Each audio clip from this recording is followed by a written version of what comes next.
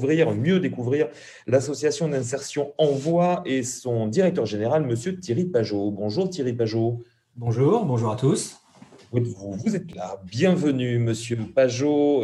Je rappelle que cette association d'insertion Envoi est née en 1996 avec deux marraines d'exception, la mairie de Toulouse et la société Airbus. C'est une entreprise d'insertion et entreprise adaptée. On va en parler justement ensemble dans quelques petites secondes, avec des contrats de clients de sous-traitance. Le but, bien évidemment, rebondir avant tout et faire rebondir tous ces salariés. Vous faites, bien sûr, vous travaillez avec de l'aéronautique, bien évidemment, entre autres. 130 salariés bénéficiaires, on va en parler ensemble, effectivement. Comment avez-vous géré cette crise, Thierry Pajot? Comment la gérez-vous au quotidien? On va parler aussi on va dire de côté positif aussi, hein, de transition. Monsieur Pajot, je vous laisse la parole. Très bien, merci Bruno, merci à tous d'être là et de nous écouter un petit peu sur ces différents sujets. Un grand merci à Aurélie. Comme je le disais hier à Bruno, c'est une action qui m'est très chère, cette collecte de fin novembre. Donc voilà, tu peux compter sur moi. J'en serai comme tous les ans et j'invite tout le monde à en être. C'est un moment que l'on doit donner pour l'ensemble de notre société. Petite parenthèse fermée, donc revenons à Envoi. Envoi, oui, c'est à la fois une entreprise d'insertion et une entreprise adaptée.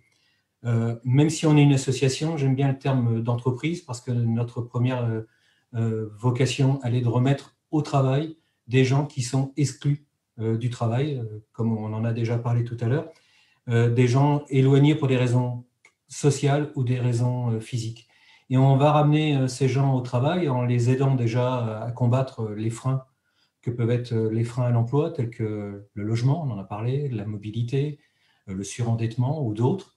D'accord ? Et on va faire ça au travers de contrats de sous-traitance que l'on a avec des clients que j'aime appeler partenaires, parce que s'ils n'ont pas l'esprit du partenariat et s'ils sont juste clients, ça ne marche pas. Voilà. La recherche de l'optimisation à tout craint de la taxe est une mauvaise idée. Donc, il faut vraiment qu'ils soient partenaires. Et on a des clients partenaires qui nous font confiance. On est donc des sous-traitants qualifiés et certifiés. On est EN 9100. Je pense qu'il ne doit pas y avoir beaucoup d'entreprises ou d'associations de l'insertion et de l'handicap certifiées EN 9100 en France. Nous sommes ISO 9001, nous sommes RSE 26000, juste pour démontrer à nos partenaires potentiels le niveau de qualité que l'on peut apporter à ces différents services. Donc, ces différents services, comme on est 9100, vous l'avez bien dit, ils sont à apporter à un grand nombre de gens de l'aéronautique.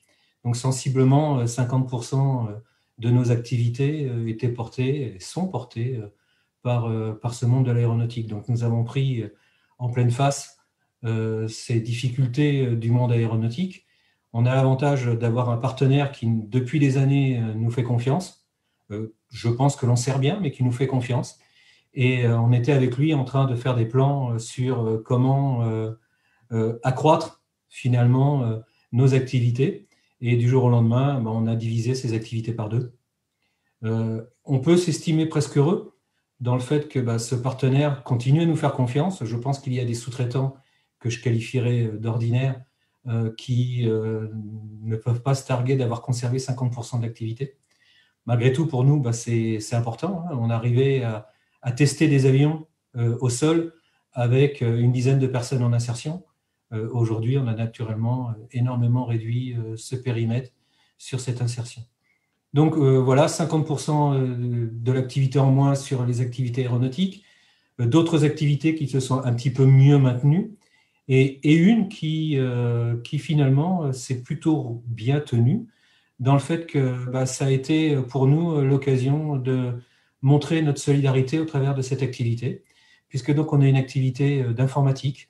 Nous avons la chance de reconditionner des PC. On a un flux d'entrée de PC important.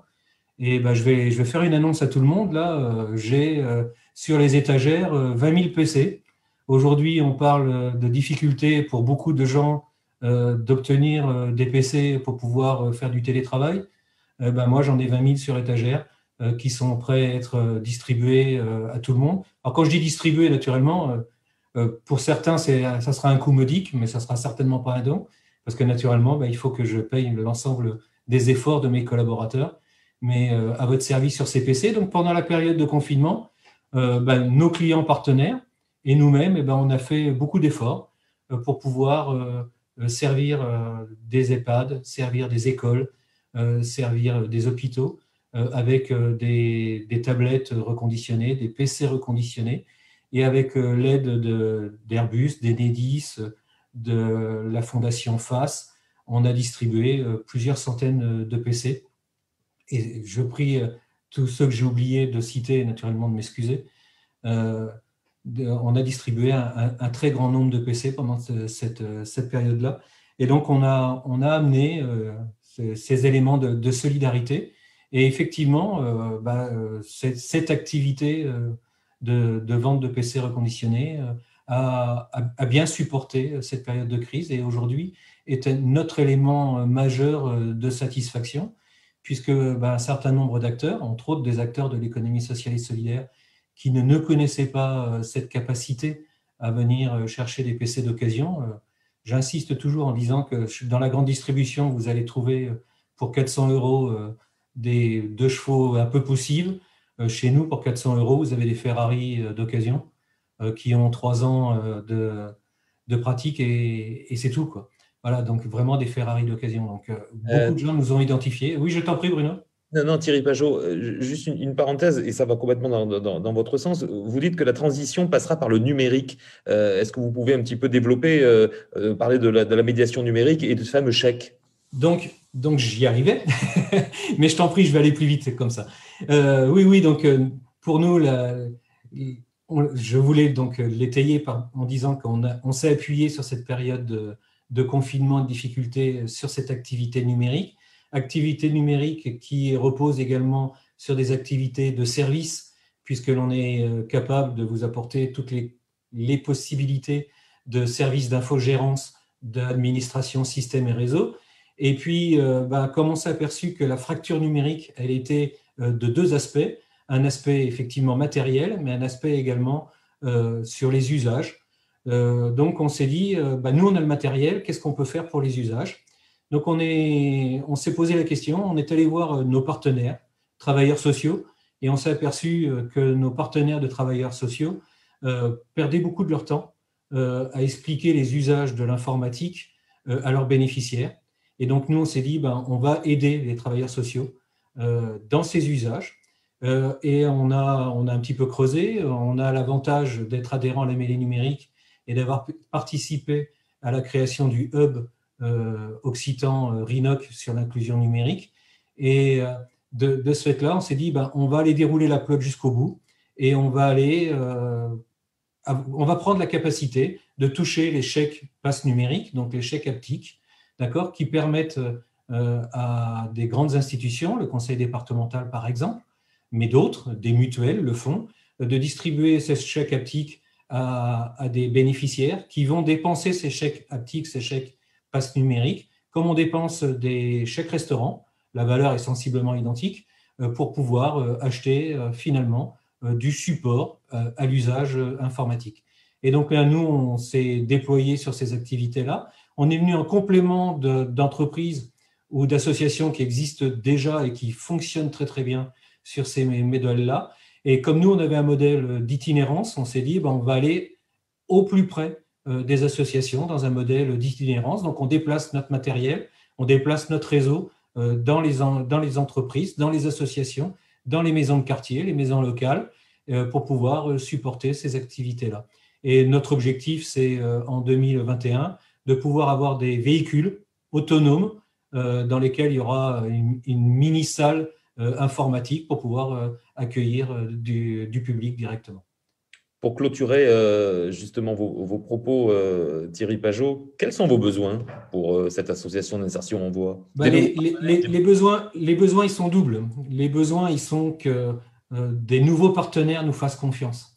Aujourd'hui, on a une difficulté réelle à ce que des entreprises que je qualifierais donc d'ordinaires, traditionnelles, fassent confiance au monde de l'ESS. On a beau afficher tous les certificats que je vous ai cités volontairement. On peut afficher tous les enquêtes de satisfaction de nos clients qui sont dans le vert en permanence. Et il y a toujours une image du côté dégradé de l'économie sociale et solidaire et d'avoir un mauvais service parce que c'est l'économie sociale et solidaire. On ne va pas payer cher, mais de toute façon, on n'aura pas un bon service. Et encore hier, c'est un des sujets que j'ai eu avec un nouveau partenaire, j'espère. Voilà, donc ça, c'est la première chose, qu'on ait la confiance de nouveaux clients, de nouveaux partenaires. La deuxième, on n'en avait pas parlé hier, Bruno, mais je vais rebondir sur ce qu'ont dit les élus tout à l'heure. J'ai entendu qu'il y avait beaucoup de moyens d'avoir vos aides d'élus, que ce soit de la région, du département ou de la municipalité. Mais moi, j'aimerais que vous puissiez simplifier les circuits pour avoir accès à ces aides. Depuis 3-4 mois, je cherche ces circuits et j'ai l'impression d'être Astérix en train de chercher le formulaire A38. Revenez aux 12 travaux d'Astérix et vous comprendrez mon allusion. Et ce formulaire A38, je ne l'ai toujours pas trouvé. Et je n'arrive pas à trouver le bon guichet dans toutes ces administrations pour obtenir de l'aide. Donc, simplifiez vos administrations, donnez-nous les bons guichets pour pouvoir y rentrer et ça nous simplifierait la vie. Donc, voilà deux choses qui pourraient nous simplifier la vie dans la période, des nouveaux partenaires et un guichet qui pourrait nous permettre de trouver où on peut obtenir de l'aide, que ce soit de l'aide financière ou de l'aide dans l'accompagnement, parce que j'ai entendu parler d'accompagnement et on a besoin d'accompagnement. Merci pour votre témoignage, Pajot, et vous restez avec nous, bien évidemment.